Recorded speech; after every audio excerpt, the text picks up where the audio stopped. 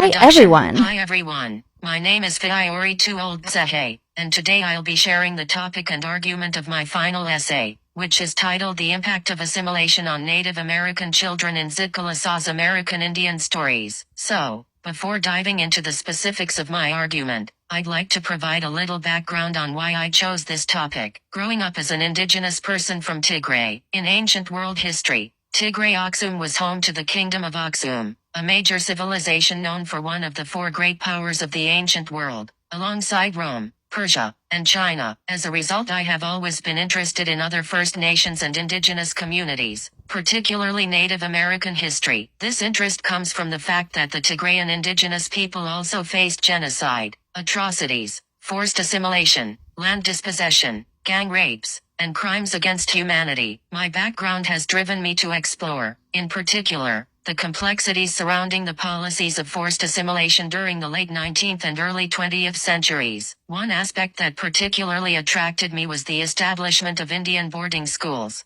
designed to erase indigenous cultures and forcefully integrate native children into white society. Zitkala-Ša, a Dakota Sioux author and educator, gives us a deeply personal and touching lens through which we can understand the psychological and cultural trauma of these policies. Her stories in American Indian Stories highlight the devastating effects of forced assimilation, which is what I'll be exploring in my essay. Main argument. My essay will focus on how Zitkala-Sha's American Indian Stories explores the emotional, psychological, and cultural consequences of the Indian boarding school experience. Specifically, I'll argue that these stories highlight the identity crises, cultural dislocation, and generational trauma caused by the loss of heritage in these children's lives. The assimilation policies aimed at erasing Native American traditions led to deep psychological scars, as children were took from their families through practices like the 60s scoop, sold, and forced to adopt a new, foreign identity. Through Zitkala-Sha's personal experiences and literary works,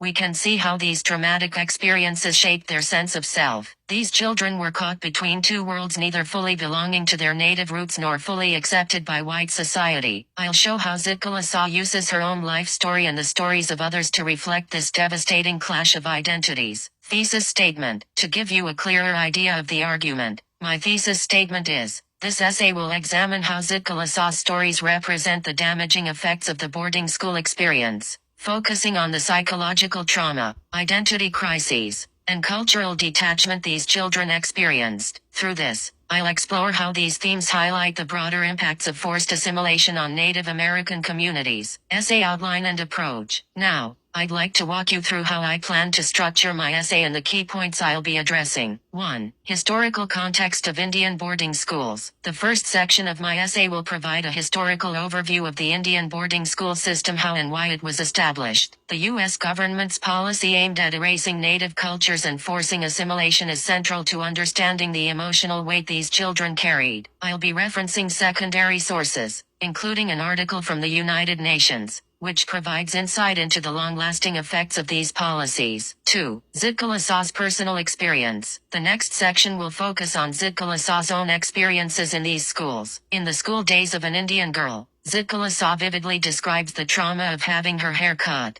losing her language, and facing cultural isolation. I'll analyze how Zitkala-Ša uses her writing to express the emotional toll of these experiences. This will form a major part of my argument on how forced assimilation affected children's psychological well-being. 3. Identity conflict and cultural detachment. In the third section, I'll explore the internal identity conflicts faced by these children. They were taught to abandon their native identities, which led to a profound sense of cultural detachment. I'll also touch on the broader consequences for Native communities, highlighting the loss of heritage and how this has affected generations. For this, I plan to bring in psychological theories on identity formation, as well as referencing secondary sources such as the Eric article. 4. Resistance and reclaiming identity. Finally, I'll look at how Zitkala-Sha's writing also serves as a form of resistance. Through her stories, we see moments where characters fight to reclaim their native identities. Storytelling itself becomes a method of cultural preservation and healing. I will argue that these acts of resistance are crucial in understanding how Native communities have fought to survive despite forced assimilation. Conclusion. To conclude,